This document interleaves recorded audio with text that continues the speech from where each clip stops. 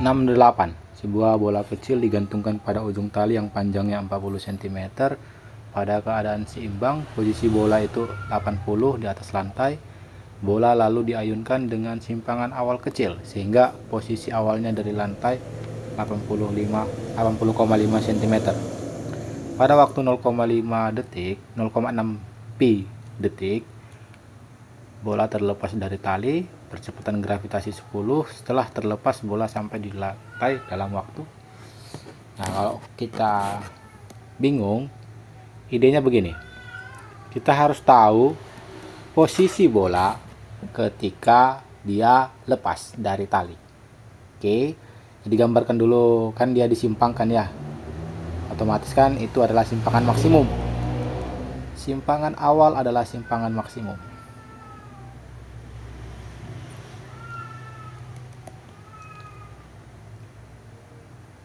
Jadi di sini adalah simpangan awalnya. Oke, ini simpangan terendahnya. Ini bukan simpangan terendah ya. Ini melainkan dia berada di posisi seimbang. Dia di C itu sama dengan A juga ya. Sama-sama simpangan maksimum.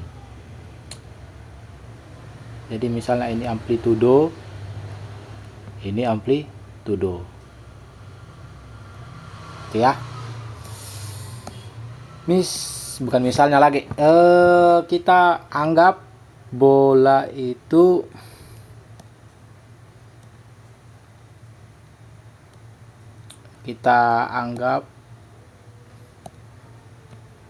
dikatakan tadi posisi bola lalu diayunkan dengan simpangan awal kecil tuh, sehingga posisi awalnya dari lantai 80,5. Jadi dari sini ke sini itu 80,5 ke lantai. Jadi kalau kita buat lantai itu adalah ini. Nah, itu. Oke. Sama juga kalau dia di simpangan maksimum C juga sama. Karena kan itu sama-sama simpangan maksimum. Ini juga 80,5. Kalau kita ingin mencari tahu nih di mana posisi bola ketika jatuh, ketika lepas dari tali, kita bisa menghitung jumlah getarannya. Jumlah getaran dari waktu tempuhnya. Dimana kan kalau kita tahu nih hubungannya dulu ya, harus tahu dulu hubungannya.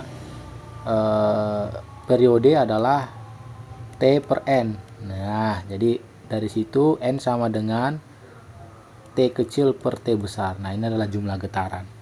Cari dulu berarti periodenya. Kemudian di sini sudah dikasih tahu ya T kecilnya, dimana waktu yang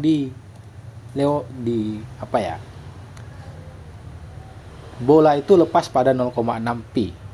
Jadi paling penting itu periode. Periode itu adalah 2 pi akar L per G, dimana L itu panjang tali ya, berbeda dengan 80,5 itu ya. Panjang tali itu 40 cm. Masukkan angkanya, ubah 40 cm ke 40 per 100 ya, ke meter. Di 40 per 100 dibagi gravitasi. Oke. Setelah dilakukan perhitungan, biar cepet aja ya, ini adalah 0,4 pi detik. Lalu kita sudah dapat semua, berarti 0,6 pi adalah waktu ketika bolanya dilepas dari tali. 0,4 pi berapa tuh? 3/2.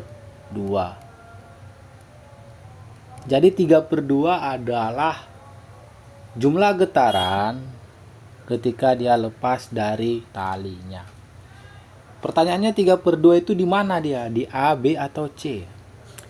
3/2 itu bisa kita sederhanain ya, menjadi 1 ditambah 1/2. Jadi gimana? Kalau dia dilepas di A awal mula, ya kan, maka bola itu akan menempuh, kalau kita gambarkan misalnya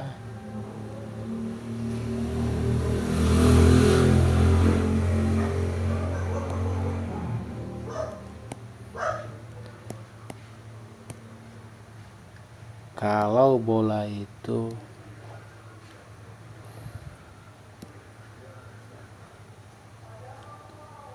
bergetar sebanyak 1 tambah 1/2 getaran, itu artinya dia dari A ke C. Itu setengah getaran ya, dari A ke C. Gini, kalau bingung kita hitung awal mula ya. Kan dia bergetarnya dari A ke B itu kan 1/4. Kemudian ke C itu setengah. Kemudian ke B lagi 1/4 atau 1 ditambah 1/4. Kemudian ke A, dari B ke A itu adalah 1 getaran. Ini 1 getaran. Kemudian dari A ke B lagi itu 1/4. Kemudian ke C. Ini adalah 3/2 getaran. Kok bisa tahu? Ya, hitung aja manual. Ini 1/2, ini 1/4, ini 1/4, ini 1/4, ini 1/4, ini 1/4. Jumlahkan semua. Ada berapa seperempatnya? 1, 2, 3, 4, 5, 6. 6/4 berarti. Hasilnya apa bisa 6/4? Gini, ada 1/4 itu ada 6. Berarti 6 dikali 1/4 atau 6/4 atau 3/2. Nah, artinya apa? Artinya bola itu akan jatuh di C. Jadi saat posisi terakhirnya itu di C. Di mana itu simpangan maksimum, yang berarti apa? Kecepatan di sini adalah 0. Karena simpangan maksimum ya, energi potensialnya maksimum, otomatis kecepatan di situ akan 0. Karena energi potensialnya maksimum, artinya kan EK-nya atau energi kinetiknya itu minimum atau 0. Nah, jadi apa kesimpulannya? Kesimpulannya, ketika kecepatannya di sini 0, maka bola itu akan jatuh bebas kalau lepas dari tali. Begitu dia. Jadi gambarannya seperti itu. Kita tulis lagi di sini. Tali bolanya ini jatuh, bolanya ke ini ketika di posisi C ya. Artinya kan jaraknya ke tanah itu 80,5 cm. Di sini kecepatannya 0. Jadi gunakan GL BB. Oke. Ditanya waktu, berarti rumus yang ke 1.